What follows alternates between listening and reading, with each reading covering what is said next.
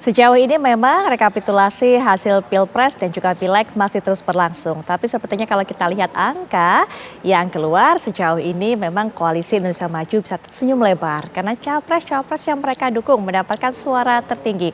Prabowo Subianto dan juga Gibran Rakabuming Raka. Apalagi dalam sebuah acara hari ini, sudah sempat saya kutip tadi di awal, Prabowo Subianto begitu meyakini dan juga mengatakan kepada publik bahwa insya Allah saya akan dilantik pada 20 Oktober mendatang. Jika memang demikian, maka bagaimana peta dari koalisi partai-partai ini? Akankah kemudian koalisi yang begitu gemuk terjadi? Bukan hanya koalisi Indonesia Maju yang ada di sisi pemerintah, tapi juga partai-partai yang dari koalisi seberang akankah betul-betul merapat? Untuk itu nanti kita akan dengarkan suara dari masing-masing partai, perwakilan dari 01, 02, 03, kemudian juga pengamat politik. Saya akan menyapa terlebih dahulu yang sudah bergabung secara daring, sudah hadir secara daring yaitu Bapak Saifullah Tamliha yang mewakili P3. Assalamualaikum warahmatullahi wabarakatuh. Selamat malam Pak Tamliha. Assalamualaikum warahmatullahi wabarakatuh. Selamat malam. Baik, nanti kita juga akan mengundang perwakilan dari PKS, kemudian juga Golkar dan pengamat politik. Tapi sambil menanti kehadiran semua narasumber, saya mungkin ingin dengarkan dari Pak Tamliha terlebih dahulu. Bagaimana sikap P3 sejauh ini, apalagi mendengarkan isu yang beredar pada saat pemerintahan baru nanti akan tercipta koalisi yang begitu besar, partai-partai akan merapat semua ke sisi pemerintah, sehingga mungkin hanya meninggalkan satu atau dua partai saja yang berseberangan. Silakan Pak. Ya, yang pertama P3 belum ada memberikan perintah kepada anggota fraksinya, saya kan termasuk di dalamnya, untuk mengusulkan hak angket. Jangankan pemerintah, draftnya pun untuk dasar melakukan hak angket itu kami juga belum menerima. Nah, itu fokusnya nanti pada anggota fraksi. Apakah anggota fraksi mau menentangani atau tidak? Nah, baik ketua fraksi Amir Uskara maupun Pak Mardiono sudah saya hubungi by phone, itu tidak ada upaya untuk ikut serta di dalam koalisi untuk menggunakan hak angket itu. Sampai saat ini belum ada. Nah, oleh karena itu saya juga berpendapat secara pribadi, ngapain pula kita menggunakan hak angket sementara jabatan yang tersisa tinggal kurang lebih 6 bulan. Kemudian yang kedua, apa sih alasannya kita mau melakukan hak angket? Hasil pemilu saja kita belum tahu. Ya ada kan cuma kuekon segala macam yang beredar di media. Tapi kan kita belum melihat yang dilakukan secara berjenjang dari TPS ke PPK, dari PPK ke KPUD kabupaten kota, kemudian dari KPU kabupaten kota ke KPUD provinsi, dan nanti finalnya di pusat.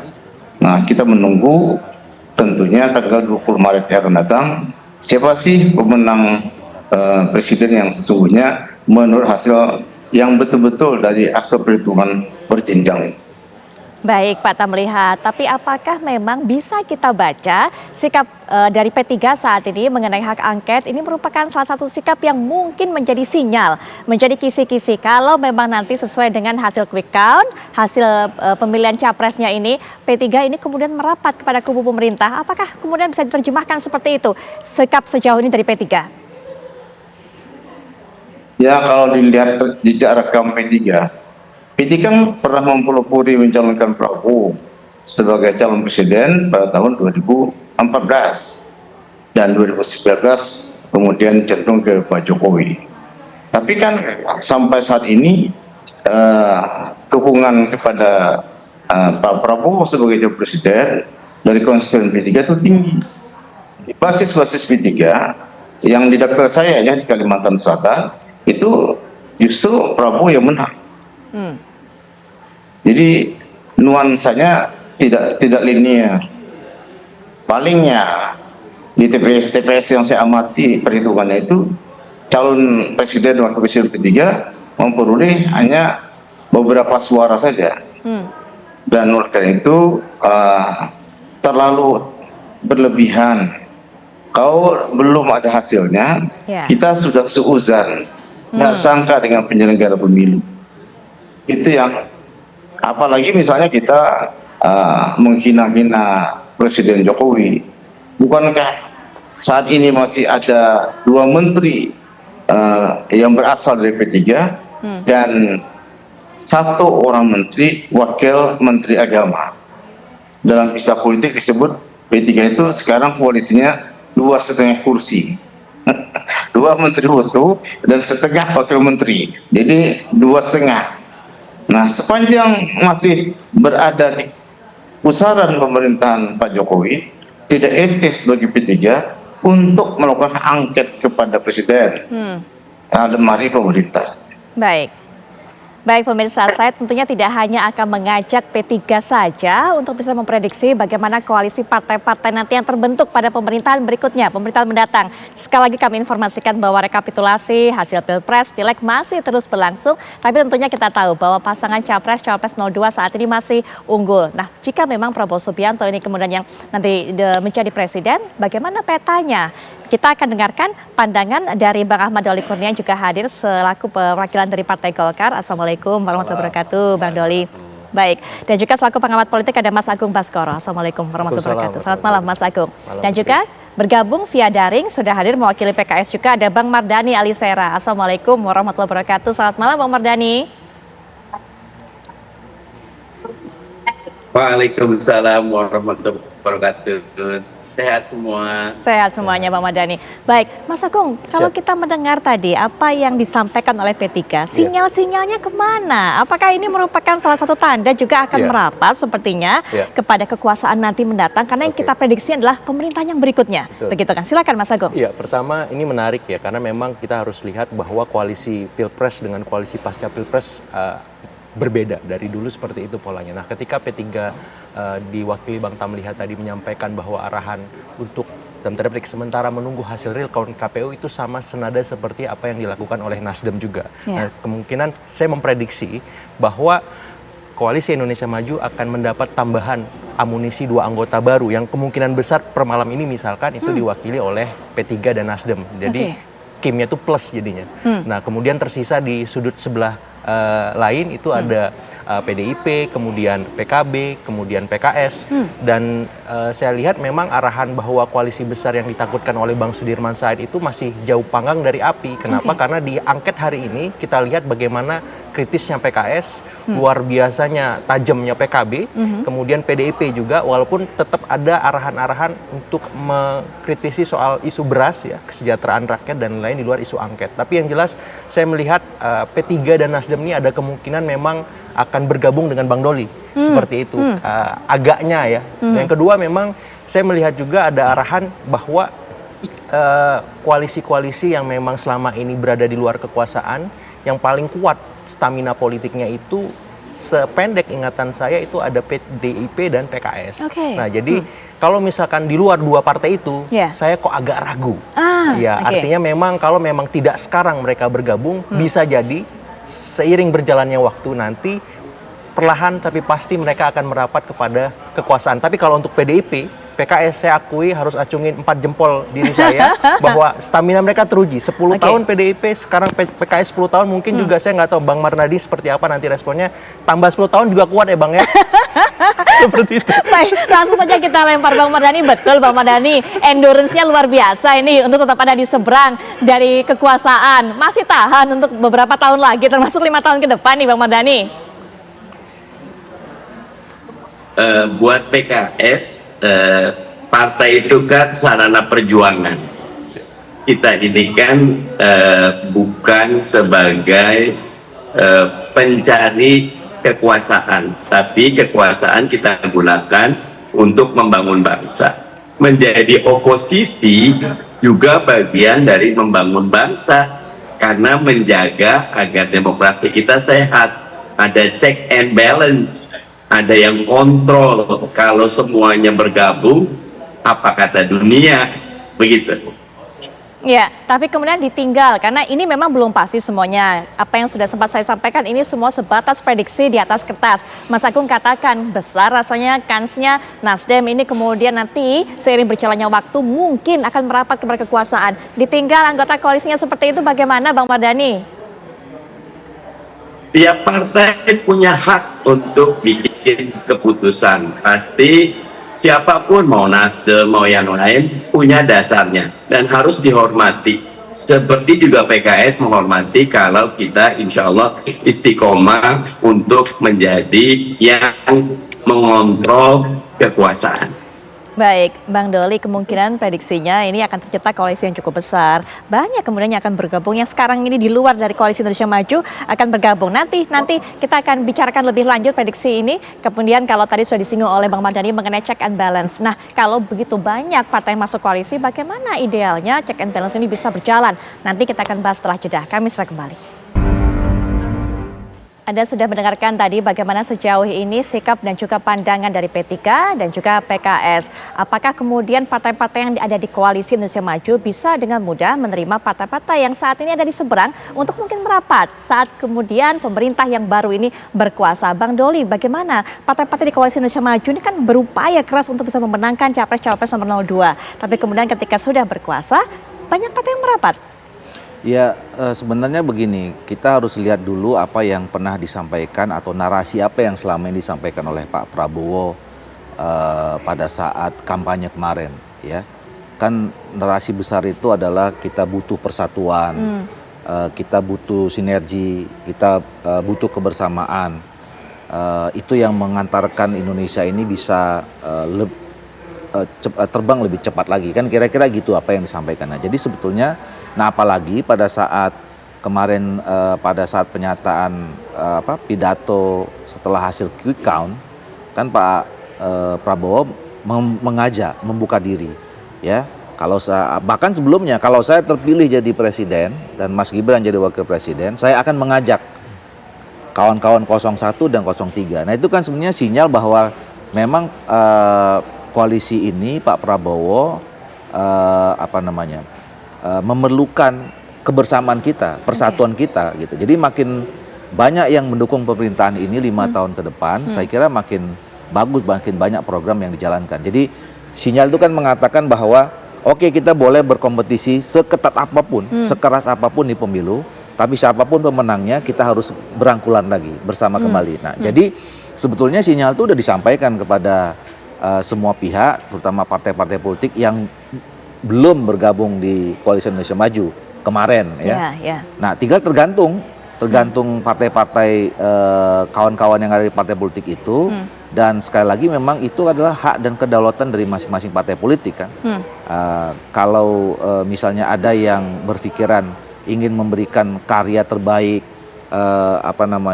pengabdian yang terbaik melalui pemerintah, ikut membangun langsung.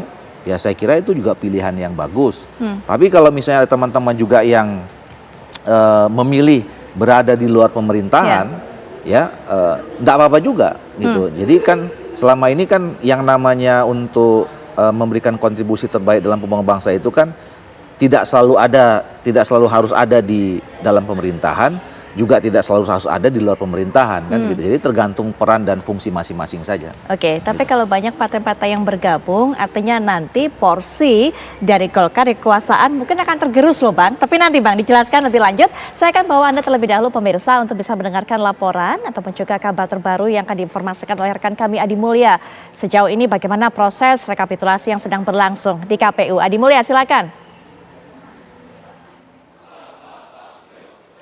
Ya baik, selamat malam Putri Viola dan juga pemirsa. Setelah memang kurang lebih selama 6 hari KPU melaksanakan rekapitulasi PPLN di mana terdapat 127 PPLN yang telah direkap dari total 128 PPLN. Nah, satu yang belum ini yang masih tersisa ini dari PPLN Malaysia yang nantinya rencananya akan dilakukan perhitungan pada tanggal 15, namun sebelum perhitungan akan ada pemungutan suara ulang di tanggal 9 dan juga 10 Maret 2024 mendatang. Pemungutan suara ini memang akan dibagi ke dalam 2 hari. Di tanggal 9 nanti terdapat KSK atau kotak suara keliling, sementara di tanggal 10-nya terdapat tempat pemungutan suara luar negeri di Malaysia sana. Untuk kurang lebih selama 6 hari, kemudian di 4 Maret kemarin KPU telah menuntaskan 127 dan sisanya nanti Malaysia akan dihitung di tanggal 15 nanti. Nah, untuk rekapitulasi nasional, total yang sudah masuk ke KPU ini sekitar 78,10% dari keseluruhan. Nah, untuk saat ini memang agenda di KPU ini perhitungan suara sedang ditunda karena memang dari KPU ini menunggu info-info atau update-update dari KPU provinsi.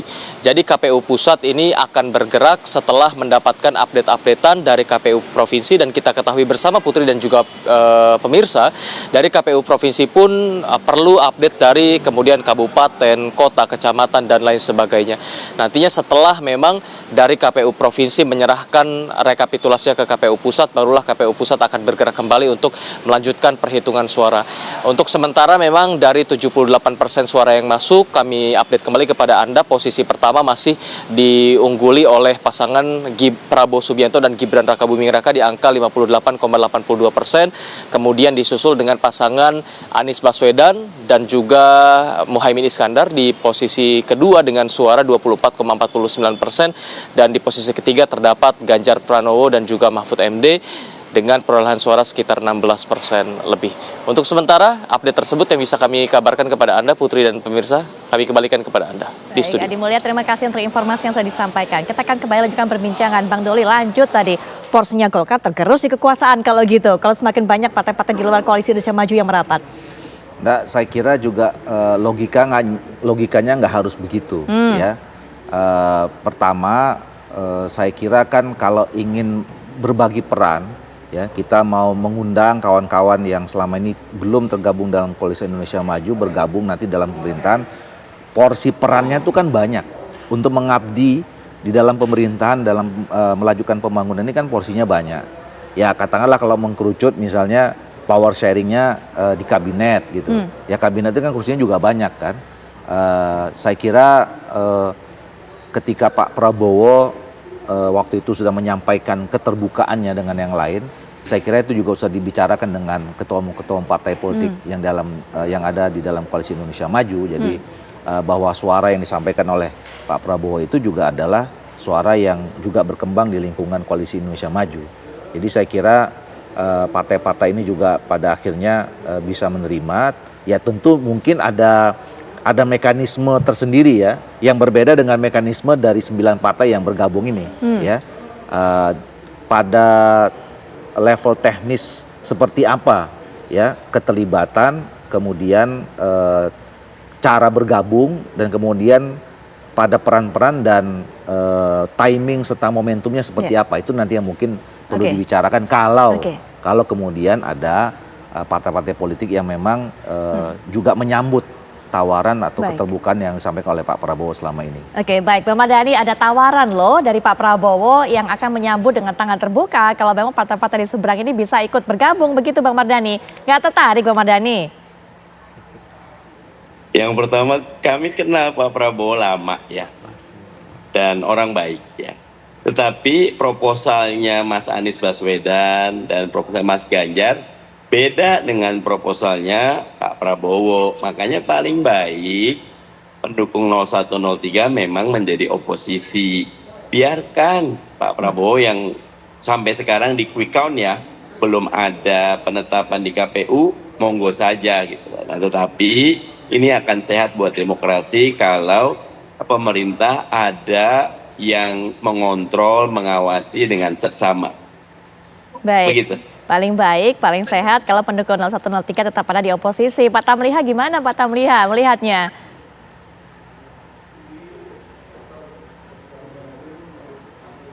Ya, Pak Tamliha bisa mendengar suara saya? Ya. Sudah kenal lama dengan Pak Prabowo. Ya, selama reformasi ini P3 selalu berada di dalam kekuasaan. walaupun sebelum berkuasa P3 tidak mendukungnya. Seperti 2014, Pak Jokowi jadi calon presiden, P3 mencalonkan Pak Prabowo. Kemudian kita masuk ke dalamnya, dapat 2 kursi menteri. Nah, yang kedua, Pak Jokowi menjadi presiden, P3 juga kebagian kowe lah di dalam istilah politik, ya 2,5 kursi tadi. Nah, tidak ada yang tidak mungkin di dalam politik, dan saya yakin P3 juga tidak tahan untuk menjadi oposisi. Kami sudah pernah menjadi oposisi bersama dengan, termasuk dengan Partai Golkar kepada Pak Jokowi. Ya. Ujung-ujungnya semuanya juga bergabung ke koalisi pemerintahan Jokowi, termasuk Prabowo-nya sendiri. Itu yang terjadi. Ya, baik. Jadi saya menakar bahwa P3 itu sedikit banyak dia mesti masuk dalam kekuasaan itu. Baik, apa yang disampaikan Pak Tamliha mungkin juga memperjelas prediksi dari Mas Agung. Apalagi tadi seperti disampaikan Pak Tamliha bagi-bagi kue. Nanti kita akan bahas lebih lanjut mengenai hal ini, termasuk juga bagaimana dengan kondisi seperti ini check and balance bisa berjalan dengan ideal. Saat lagi.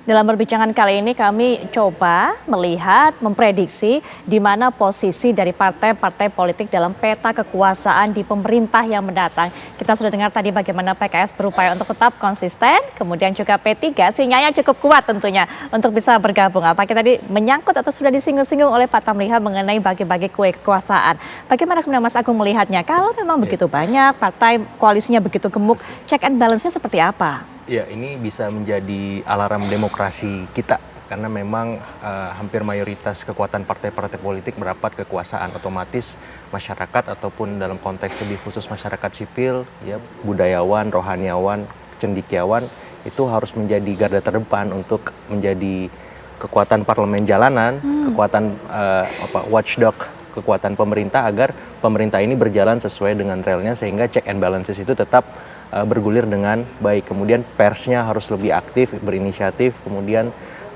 teman-teman, ya kita berharap teman-teman netizen ini juga bisa mengawal itu, karena kalau misalkan semua sudah merapat seperti ini, otomatis kita harus membuat alternatif sistem pengawasan di luar sistem formal, yakni secara informal, agar apa?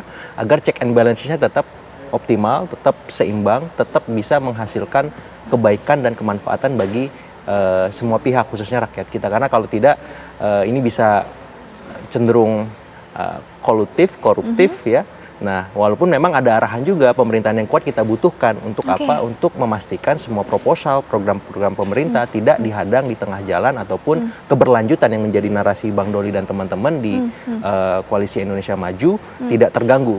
Karena kan memang itu yang menjadi fokus semua pihak setelah kita selesai pemilu. Nah, artinya memang trade-off antara ya kekuatan di kekuasaan yang besar dengan nanti di luar kekuasaan yang minimalis itu memang harus bisa dimainkan dengan baik oleh Pak Prabowo sebagai presidennya bersama Mas Gibran gitu. Artinya memang ke depan itu sebenarnya kalau saya melihat ada istilahnya game power ya, dalam konteks bukan hanya soal koalisi tapi bagaimana nanti Pak Prabowo dengan Mas Gibran mengelola aspirasi publik misalkan. Bagaimana game powernya Pak Prabowo mengelola dengan Presiden Jokowi misalkan. Kemudian bagaimana game powernya Pak Prabowo menguasai Koalisi Indonesia Maju yang memang begitu gemuk. Ini kan butuh seni yang luar biasa dan saya yakin Pak Prabowo sudah khatam lah soal itu. Tapi yang jelas konsentrasi kita memang idealnya harus lebih proporsional, bagaimana menempatkan logika publik juga penting sebagaimana logika elit yang kita bahas dari tadi soal perkoalisian ataupun peroposisian seperti itu. Selain faktor tradisi, kemudian juga selain ingin menikmati juga kue kekuasaan tadi, apa yang menjadi kemudian pertimbangan para partai-partai ini untuk menentukan langkahnya di mana nantinya? Urgensi berkoalisi itu menurut saya ada 3 hal. Pertama, selain soal pembagian political power ya, soal bagaimana ini bisa didistribusikan dengan baik, apakah posisi menteri, apakah posisi wakil menteri, komisaris dan seterusnya. Juga yang paling penting stabilitas di internal partai politik. Ya, kan kita sering mendengar ada konflik partai, gonjang-ganjing ketua umumnya dan seterusnya dan seterusnya. Jadi berkoalisi itu dalam tanda petik mengamankan sumber daya politik di antara partai-partai ini. Yang kedua, soal distribusi ekonomi. Ya biar bagaimanapun kue itu sangat nikmat rasanya ketimbang hanya sebatas politik saja seperti. Jadi kue-kue kekuasaan ini yang memang akan didistribusikan dengan baik dan legal tentunya ketika memang asumsi itu adalah APBN yang misalkan 4.000 triliun itu. Yang ketiga ada soal legal protection. Jadi soal perlindungan hukum, suka atau tidak memang berkoalisi dengan kekuasaan ya otomatis ada perlindungan-perlindungan langsung ataupun tidak yang itu bisa menjadikan kue-kue yang lebih menarik sebagaimana politik, ekonomi yang tadi sudah saya sebutkan. Jadi mau nggak mau akhirnya ini seperti ya gula lah dikelilingi oleh semut, semuanya mengitari dan tinggal bagaimana sang pemimpin koalisi tadi ataupun para kingmaker ya dalam konteks ini Pak Prabowo, Pak Jokowi atau Pak SBY misalkan ataupun ketua-ketua umum yang lain bisa mengelola ya relasi dan distribusi itu dengan sebaik-baiknya seperti Baik, kue kekuasaan itu enak loh Bang Mardhani, cukup manis, nggak pengen ngicipin Bang Mardhani. Jadi oposisi juga manis kok karena perjuangannya buat rakyat ya. Dan ini kan pilihan ya.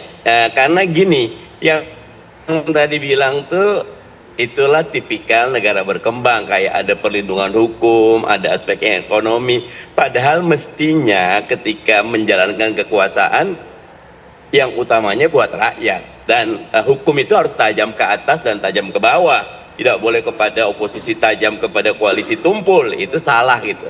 Nah karena itu buat saya monggo saja, tapi kita kan kalau PKS kan partai Islam ya, intinya begini, kita sudah berusaha untuk punya proposal pembangunan yang beda gitu loh. Masa tiba-tiba sekarang mendukung misal makan siang gratis gitu loh. Kami kritiknya cukup tajam itu. Sayang sekali uang 450 triliun, apalagi kalau pakai dana BOS gitu kan. Seperti apa distribusinya, seperti apa efektivitasnya. Nah tiba-tiba kita gabung dan mendukung itu.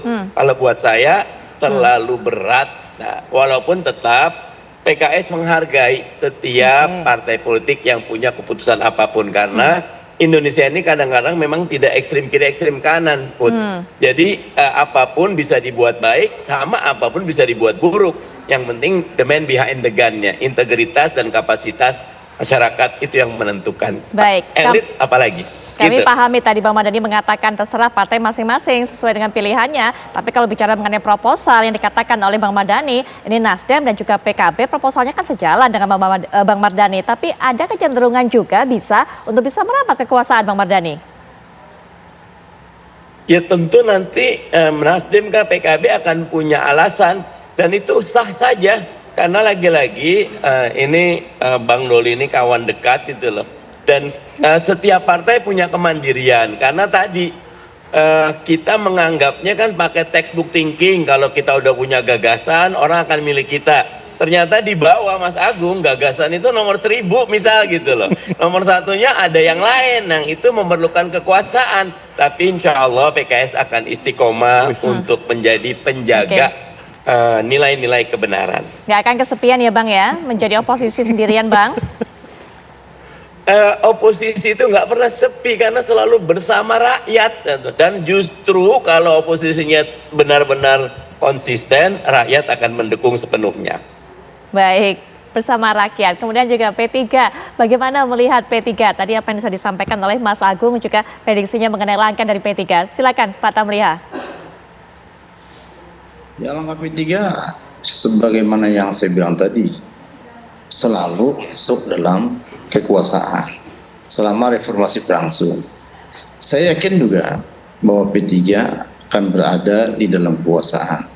Tentu untuk menuju ke arah keikutsertaan dalam kekuasaan itu memerlukan ada mekanisme partai, misalnya musyawarah kerja nasional. Partai kan tidak bisa dikelola secara oligarki. Hanya segelintir elit saja yang mengambil keputusan. Nah itu perlu diformalkan di dalam musyawarah kerja nasional Partai Persatuan Pembangunan. Dan mudah-mudahan DPP P3 segera menggelar itu dalam rangka menghadapi tawaran-tawaran koalisi dari pemerintah yang dalam tanda petik terpilih.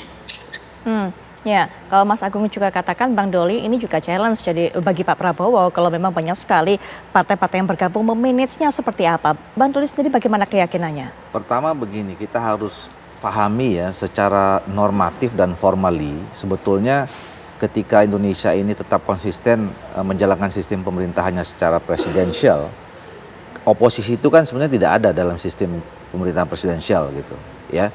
Jadi kalau kita bicara tentang check and balance, ya sebetulnya check and balance-nya itu antara pemerintah dengan DPR gitu. Nah, DPR ini yang sebetulnya juga harus kritis. Memang DPR itu terdiri adalah wakil-wakil rakyat yang mereka terpilih diantar oleh partai-partai politiknya.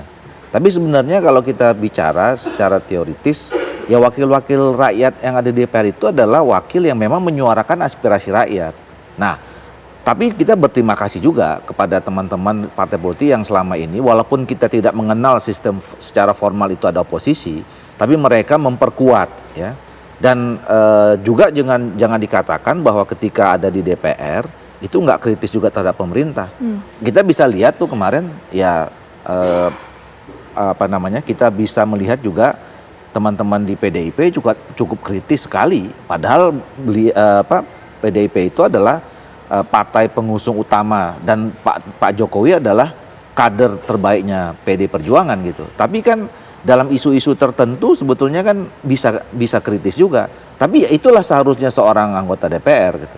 Nah, yang kedua betul, saya kira setuju bahwa semakin banyak yang melakukan koreksi kritis, masukan saran terhadap perjalanan pemerintah itu makin bagus. Kita jangan lupa ada rakyat, ada masyarakat yang di sana juga ada teman-teman civil society yang juga memang bisa mereka sampaikan langsung aspirasi mereka, koreksi mereka, baik itu ke pemerintah maupun ke DPR juga. Ya, kalau seandainya tadi diasumsikan semua partai politik bergabung. Nah, kemudian ya tentu saya kira kalau tadi misalnya makin banyak yang masuk, apakah tidak kesulitan dalam melakukan manajemen? Saya kira saya yakin Pak Prabowo dan Mas Gibran punya pengalaman ya bersama dengan juga partai-partai politik yang lain selama ini tergabung dengan Koalisi Indonesia Maju untuk bisa ya membagi peran tadi itu ya, membagi kerja-kerja pengabdian buat rakyat. Saya setuju memang at the end semuanya harus dikembalikan kepada kepentingan bangsa dan negara untuk rakyat Indonesia. Baik, nanti kita akan kembalikan perbincangan, tapi setelah jeda berikut ini kami segera kembali saat lagi. Kita kembali berbincang, Mas Agung, kalau kita melihat seperti ini kecenderungan partai-partai politik, artinya transisi perpindahan kekuasaan nantinya akan berlangsung dan juga berjalan smooth-smooth saja sepertinya. Ya, dalam situasi seperti sekarang sebenarnya kita akan menunggu beberapa momen krusial. Pertama soal real count KPU, seperti apa hasilnya gitu. Karena memang teman-teman di kubu 01 maupun kubu 03 akan merespon hal itu. Ketika memang akhirnya kubu 02 sebagai pemenang, otomatis akan ada respon dari teman-teman 01 dan 03. Nah, saya kira itu menjadi titik krusial pertama. Yang kedua, bagaimana kemudian wacana angket ini bergulir. Apakah memang bisa meleburkan kubu 01 dan 03 secara solid? Karena secara kuantitatif itu proporsi kekuatan keduanya bila bergabung bisa dalam tanda petik mengalahkan hitung-hitungan Koalisi Indonesia Maju kalau memang berhasil bergabung dan solid. Tapi kan malam ini kita sudah mendengar dari statement Pak P3 sementara diwakili Pak Tamliha yang memang lebih melihat secara objektif dan bijak bahwa tradisinya P3 itu memang berada di dalam kekuasaan. Nasdem pun hari ini saya lihat juga masih menunggu hasil real count KPU. Pun dengan PDIP yang sampai hari ini juga masih rapat di internal untuk memutuskan bagaimana sikap mereka terkait angket tersebut. Jadi dalam konteks ini hak angket seperti apa juga menentukan. Seperti itu. Nah, yang ketiga memang bagaimana respon masyarakat secara luas ketika melihat dinamika politik di Indonesia dalam konteks hasil pemilunya, pangketnya, dan hal-hal yang memang selama ini menjadi concern mereka bahwa ada yang perlu diperbaiki, ada yang perlu disempurnakan, dan itu perlu diperhatikan juga ketika memang ada beberapa demo-demo yang mulai bergulir hari ini. Itu saya kira bisa menjadi pertimbangan oleh teman-teman di parlemen, kemudian di eksekutif, bahwa ini perlu muarakan dalam sebuah kanal yang lebih terukur dan jelas, misalkan fungsi-fungsi KPU, Bawaslu, MK misalkan itu bagaimana merespon problem-problem misalkan pemilihan di legislatif yang juga banyak kekurangannya gitu ya, soal sirekap seperti itu. Nah, saya kira itu bisa dalam tanda petik mengobati suasana kebatinan setidaknya teman-teman di misalkan kubu 01, kubu 03 yang memang dalam konteks sementara ini memang menurut hasil rekon KPU kalah dari kubu 02 seperti itu. Jadi saya melihat 3 momen itu akan sangat krusial bagaimana ke depan peta perpolitikan kita, termasuk kemudian ketika nanti Prabowo Gibran dilantik dan kemudian memilih ya posisi-posisi strategis, apakah itu di kementerian lembaga setingkat menteri dan seterusnya. Karena kalau memang ada kepentingan yang tidak terakomodir, itu bisa membuat suasana di internal koalisi juga akan bergejolak, apalagi kalau ada yang masuk dan yang masuk juga banyak. Nah, jadi kalau dibilang smooth transisinya tergantung bagaimana kepiawaian ya kingmakernya dari misalkan Presiden Jokowi, Pak Prabowo, Presiden SBY dan beberapa ketua umum yang ada di lingkaran itu untuk bagaimana distribusinya tadi bisa berlangsung dengan cukup proporsional, cukup baik seperti itu. Baik, terakhir juga pernyataan penutup dari masing-masing perwakilan partai ke Pak Tamliha terlebih dahulu. Silakan Pak Tamliha. Kami dari P3 tentu berharap bahwa perhitungan di KPU ini segera selesai, kemudian P3 bisa mengambil sikap. Nah, memang secara konstitusional bahwa negara kita ini tidak mengenal istilah oposisi. Di DPR, sebagai disampaikan oleh Saudara Ketua Komisi 2 tadi, itu juga kita sering membuat babak belur pemerintah. Itu dilakukan justru oleh peserta koalisi pemerintahan Jokowi. Jadi tugas pengawasan itulah yang dimaksimalkan oleh masing-masing fraksi di DPR agar antara keinginan pemerintah dan rakyat itu terakomodir di dalam tugas pengawasan itu. Jadi dalam rapat-rapat komisi itu selalu terjadi perang dalam tanda petik antara menteri di bawah Presiden Jokowi dengan anggota komisi masing-masing komisi, sehingga istilah oposisi menurut saya tidak perlu terlalu dikedepankan, tetapi tugas pengawasan DPR yang perlu ditingkatkan. Baik, selanjutnya Bang Mardhani, silakan Bang Mardhani. Komen tentang oposisi ya, justru ketika check and balance-nya lemah ya, undang-undang Omnibus Law berjalan begitu saja, undang-undang kesehatan tidak ada mandatory spending ya, undang-undang IKN bablas angine. Justru saya setuju DPR memang punya fungsi kontrol, rame kalau di DPR, Bang Doli sangat paham, saya juga paham, tetapi when it's come to the decisions semua nurut dan akhirnya tidak ada itu upaya kontrol, dan ini tidak sehat. Karena itu baik di oposisi atau koalisi, dua-duanya keputusan yang niatnya mudah-mudahan untuk membangun, tapi kalaupun di oposisi itu bagian dari upaya menjaga demokrasi, menjaga aspirasi rakyat, dan memajukan Indonesia dalam bentuk mengontrol dari luar.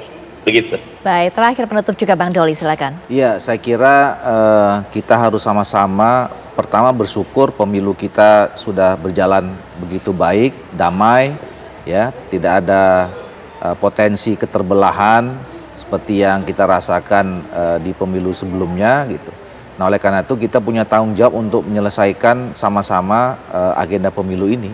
Mudah-mudahan nanti sampai tanggal 20 Maret sudah dapat kepastian real count-nya semuanya, siapa yang akan menjadi pemenang di Pilpres, siapa saja yang menjadi pemenang di Pileg, berapa kursi dan segala macamnya sudah bisa kita ini. Dan setelah itu saya kira PR kita bersama adalah tetap menjaga persatuan dan kesatuan, ya, peran apa saja sudah tersedia, termasuk tadi yang disampaikan oleh Pak Mardhani. Even itu di luar pemerintahan pun itu juga peran untuk memberikan atau berkontribusi terhadap pembangunan bangsa dan negara gitu. Jadi ya nggak usah khawatir, ya semua kita bisa dapat peran 5 tahun ke depan dimanapun kita tempatnya gitu. Ya. Nah oleh karena itu mari kita sama-sama dan kita mulai nanti episode baru pembangunan Indonesia 2004-2029. Baik, kita tunggu nanti peran apa yang akan diambil dan juga dipilih oleh masing-masing partai politik. Sebelumnya terima kasih Bang Doli, terima kasih Mas Agung, terima kasih Bang Mardhani, juga terima kasih Pak Tamliha,